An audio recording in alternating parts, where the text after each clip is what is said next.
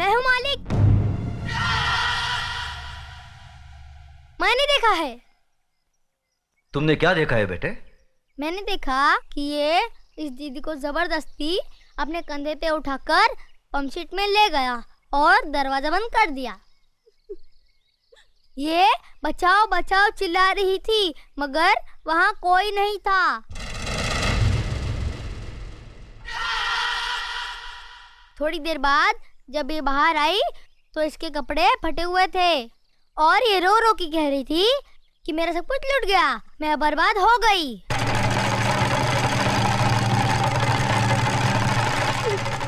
जगन्नाथ, कमीने कुत्ते, तूने इन गरीबों को क्या समझा है?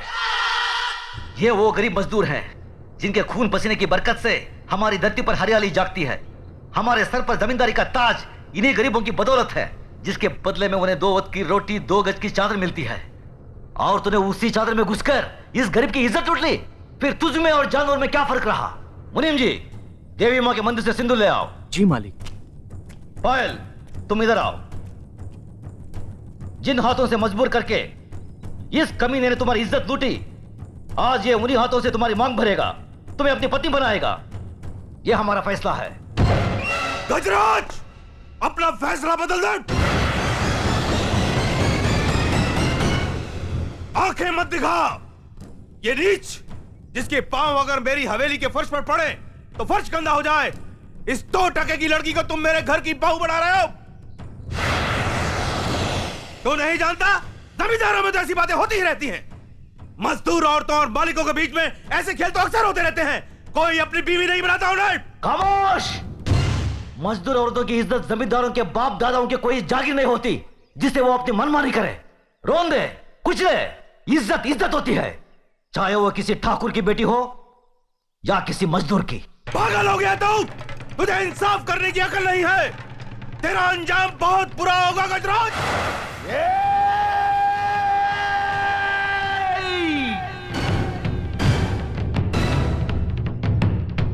इसके आगे एक लफ्ज भी बोला तो जुबान खींच लूंगा। तेरी औकात मेरे सामने खड़े होने की भी नहीं है और तू मुझे ललकारता है। गजराज ठाकुर ने कभी किसी अंजाम की परवाह नहीं की। अगर परवाह की है तो सिर्फ अपनी आन, इंसाफ, अखलाक और ईमान की। इस लड़की के जन्म, जात, नाम, इसकी कोई अहमियत नहीं है हमारी नजर में। अहमियत है तो सिर्फ इसकी इज्जत, इसकी पवित्रता की। जगन्नाथ, मांग भर इसकी। गजराज!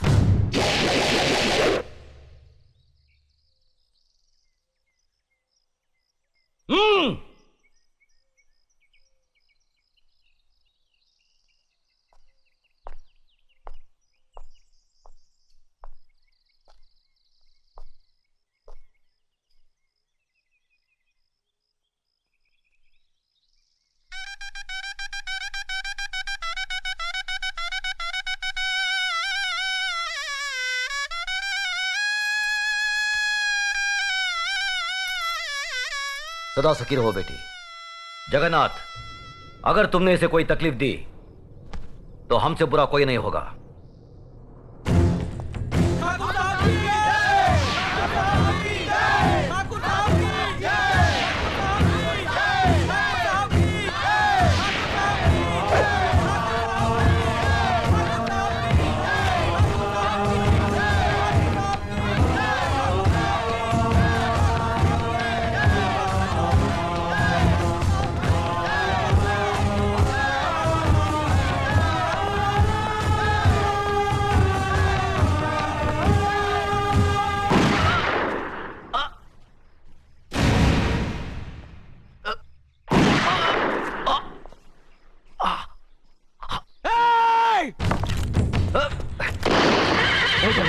नहीं, अपनी बुआ की बात गुजारना तुम्हारा धर्म नहीं है।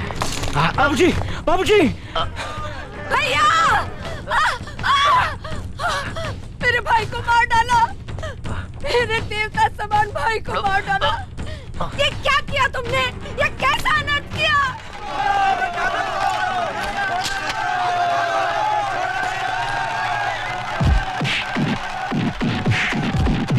रुक जाओ, छोड़ दो उसे।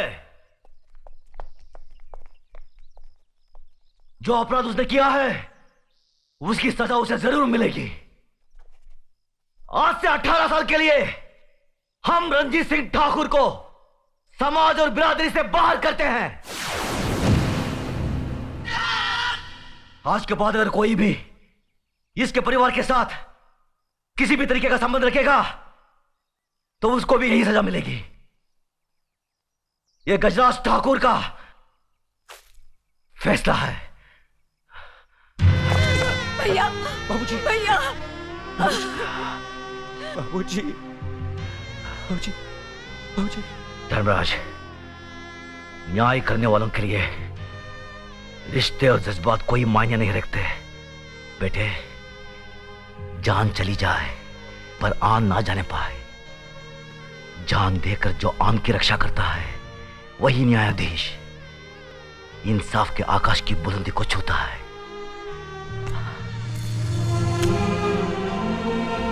बाबूजी, धर्मराज, जी बाबूजी। आज से हम भरतपुर कस्बे की न्याय और इंसाफ की बागडोर तुम्हें सौंपते हैं। याद रखो बेटे, जिस दिन भी तुमने अनजाने में भी गलत फैसला किया तो समझ लो वही दिन तुम्हारी जिंदगी का आखिरी दिन होगा। बाबूजी, बाबूजी, भैया, बाबूजी।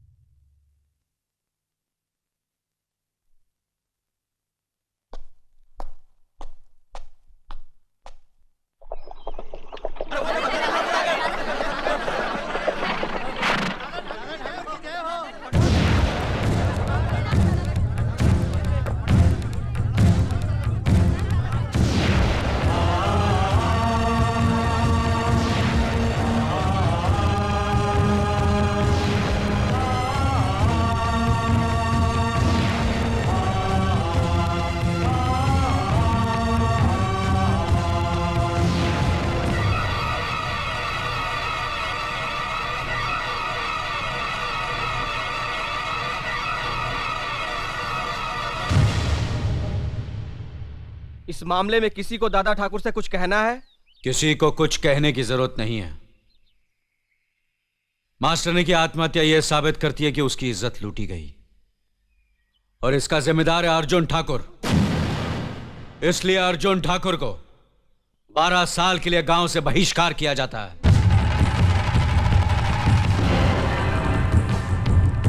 आज से कोई इससे बात नहीं करेगा, कोई इसकी मदद करेगा नहीं, और जो भी इस हुक्म को तोड़ेगा उसे और उसके परिवार वालों को यही सजा भुगतनी पड़ेगी। मासूम मास्टरनी शिल्पा ही अपनी विधवा मां का सहारा थी, इसलिए अर्जुन ठाकुर की जायदाद का आधा हिस्सा उसकी मां को दिया जाएगा। यह हमारा फैसला है।